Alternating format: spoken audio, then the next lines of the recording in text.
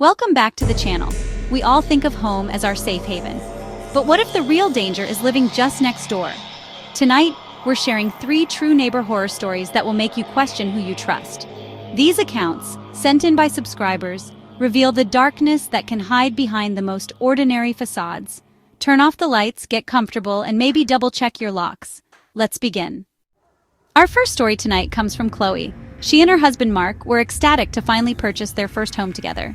After years of saving and countless open houses, they found what seemed like the perfect place. Their dream home nestled in a quiet suburban neighborhood. It had a big yard, a cozy fireplace, and plenty of room to grow. They envisioned a future filled with laughter, family gatherings, and the comforting rhythm of suburban life. Little did they know their dream was about to turn into a living nightmare. Their neighbor, Mr. Harrison, was a quiet, older man who lived alone in the house next door. He was polite enough during their initial encounters, offering a brief wave or a nod, but he always seemed distant, shrouded in an air of mystery. He kept to himself, and his house was perpetually dark, adding to the unsettling aura that surrounded him. Chloe and Mark didn't think much of it at first, attributing it to old age and a preference for solitude. In the flurry of unpacking and settling in, Chloe barely noticed him. She was focused on making the house a home, carefully arranging furniture, hanging pictures, and filling the rooms with their personal touches. The days were filled with the excitement of new beginnings, and the nights were peaceful, filled with the comforting sounds of crickets and the distant hum of traffic. But soon, a creeping unease began to settle over Chloe. She started to feel eyes on her, always from his upstairs window. It was a subtle sensation at first, a prickling on the back of her neck, a feeling of being watched. She tried to dismiss it as her imagination running wild, fueled by the stress of moving and the unfamiliar surroundings. She'd catch the blinds shifting ever so slightly, a momentary flicker that suggested someone was peering out from behind them. It was always fleeting, just a glimpse, but enough to send a shiver down her spine. The feeling of being observed became more persistent, more intrusive. Sometimes, when she was outside tending to her garden, she'd catch him watching from his garden, standing motionless among his overgrown plants, his gaze fixed on her. He never waved, never spoke, just stood there silently, observing her with an unnerving intensity. When Chloe voiced her concerns to Mark, he brushed it off as paranoia. He attributed it to the stress of the move and suggested she was simply being overly sensitive. He reassured her that Mr. Harrison was just an old man, probably lonely and harmless. "Don't worry about it, honey," he'd say. "He's probably just curious about the new neighbors." Then, one night while Mark was working late, the unsettling feeling escalated into something far more tangible. Chloe was alone in the house, trying to relax with a book, but she couldn't shake the feeling of being watched. Every creak of the house, every rustle of leaves outside the window, sent a jolt of fear through her. Suddenly, Chloe heard scratching outside her living room window. It was a faint, persistent sound, like fingernails dragging across the glass. Her heart pounded in her chest as she slowly rose from the couch, her hand trembling as she reached for the lamp. Summoning her courage, she peeked out and saw Mr. Harrison tracing the window frame with his finger, his face inches from the glass. His eyes were wide and unblinking, and a strange, unsettling smile played on his lips. Chloe gasped, recoiling in horror at the sight of him.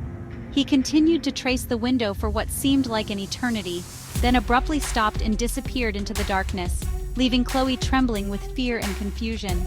When Mark returned home, Chloe recounted the terrifying incident. Mark, initially skeptical, confronted him the next day. But Mr. Harrison denied everything, acting calm and innocent, as if Chloe had imagined the whole thing. He even offered a disarming smile, further unsettling Chloe. The watching escalated, becoming more frequent and more brazen. Chloe felt like she was living under constant surveillance, her every move scrutinized. Now he stared openly from his window, expressionless, whenever Chloe looked over, his gaze unwavering and intense.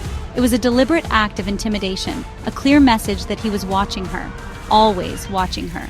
The final straw came one night, a night that would forever be etched in Chloe's memory as the night her dream home became a prison of fear. Chloe woke to a tapping on her second-floor bedroom window. The sound was soft at first, barely audible, but it grew more insistent, more urgent. She looked out, her heart pounding in her chest, and saw Mr. Harrison on the lawn, standing in the shadows, his face illuminated by the moonlight. He was using a long pole to tap the glass, his eyes fixed on her, a creepy grin plastered across his face. The sight of him standing there in the dead of night tapping on her window with that unsettling smile sent a wave of pure terror through her. Mark, startled awake by Chloe's scream, saw it too and shouted at him, his voice filled with rage and disbelief. Mr. Harrison, finally caught in the act, fled into the darkness, disappearing into the night. The police arrived and after a brief investigation, informed Chloe and Mark that Mr. Harrison hadn't technically broken any laws. His behavior was disturbing, yes, but not illegal.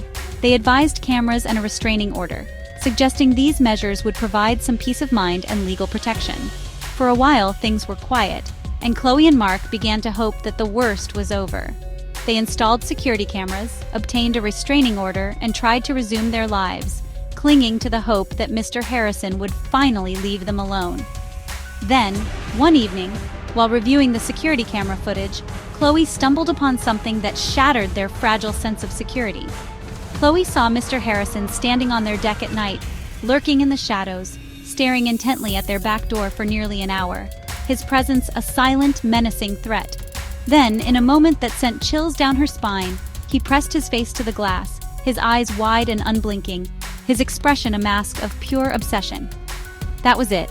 The image of Mr. Harrison's face pressed against their back door was the final straw, the breaking point. They immediately contacted their lawyer, strengthened the restraining order, and made the difficult decision to put the house up for sale. Their dream home had become a symbol of fear and anxiety, a place they could no longer call home.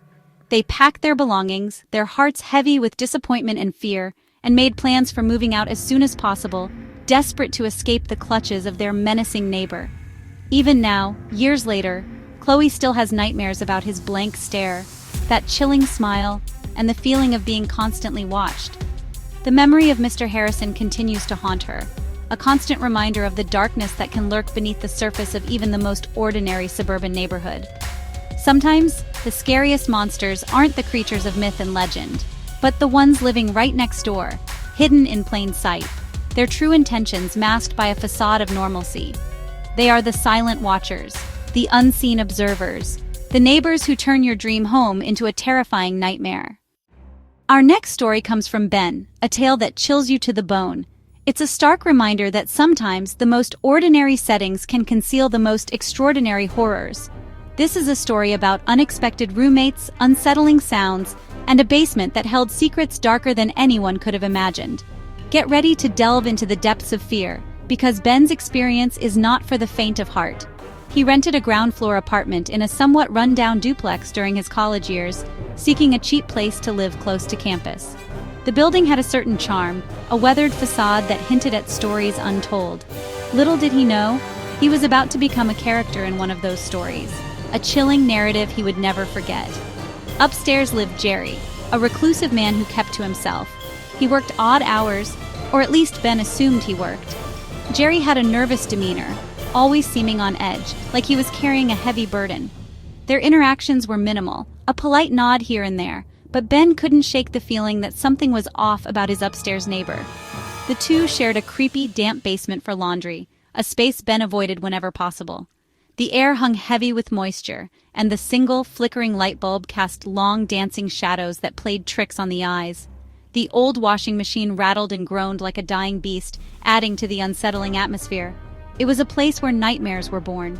Soon, Ben started hearing strange noises emanating from below his apartment, unsettling thuds that vibrated through the floorboards, the distinct sound of something heavy being dragged across the concrete floor, and sometimes, most disturbingly, muffled screams that sent shivers down his spine.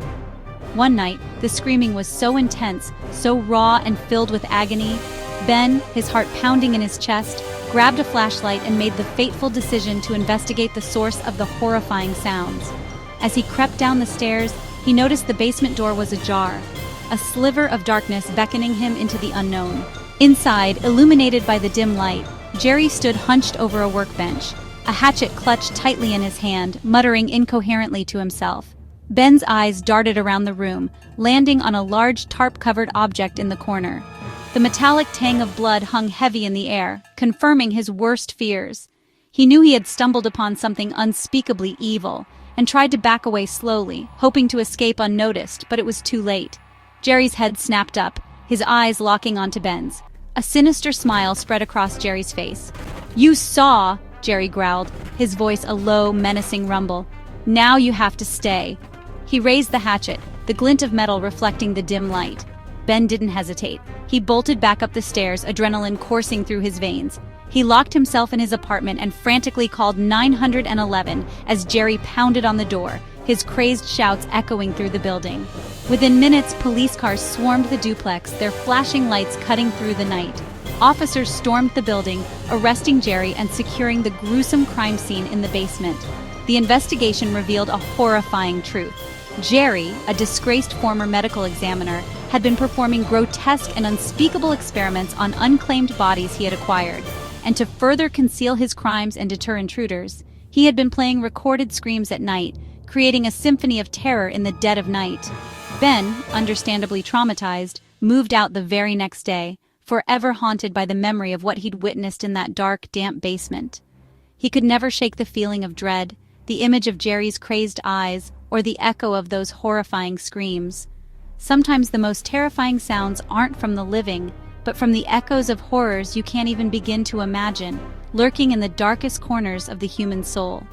Ben's story serves as a chilling reminder that evil can reside in the most unexpected places, and that sometimes the scariest things are the ones we can't see but only hear. Our final story takes us to a quiet apartment building, where the lives of neighbors become intertwined in the most unsettling way. This is the story of Maria, who lived just across the hall from a seemingly ordinary student named Sarah. Little did Maria know, the walls of their building held secrets that would soon shatter the peace of their community. Sarah's boyfriend, Kevin, was a stark contrast to her quiet demeanor. He was often loud, boisterous, and displayed a possessive nature that made those around him uneasy. His presence seemed to cast a shadow over Sarah, dimming her light. The relationship was volatile, a storm brewing behind closed doors. The walls of the apartment building were notoriously thin, offering little privacy to its residents.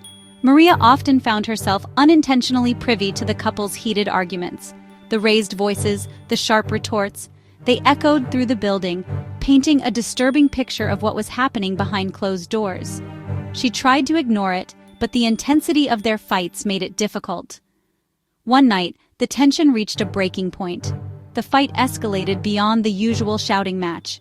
There was a loud crash, like furniture being thrown, followed by a piercing scream that cut through the silence of the night. Then, just as suddenly, everything went quiet. A chilling silence descended upon the apartment, leaving Maria with a knot of dread in her stomach. Maria stood frozen, her hand hovering over her phone. She hesitated to call the police, unsure if she was overreacting. Was it just another argument, or had something truly terrible happened? Fear warred with doubt in her mind. She didn't want to interfere unnecessarily, but the scream haunted her. Days passed, each one adding to Maria's growing unease. Sarah was nowhere to be seen. She hadn't left for class, hadn't run errands, hadn't even been spotted in the hallway. The silence from her apartment was deafening, a stark contrast to the turbulent sounds that had previously emanated from within. Then, a new horror began to unfold. A sickly sweet chemical smell started seeping from under Sarah's door, permeating the hallway with its cloying odor. It was an unnatural smell, something acrid and unsettling that made Maria's stomach churn. It was a smell that hinted at something deeply wrong. One evening, Maria saw Kevin leaving Sarah's apartment. He was carrying several heavy trash bags, their contents bulging and misshapen.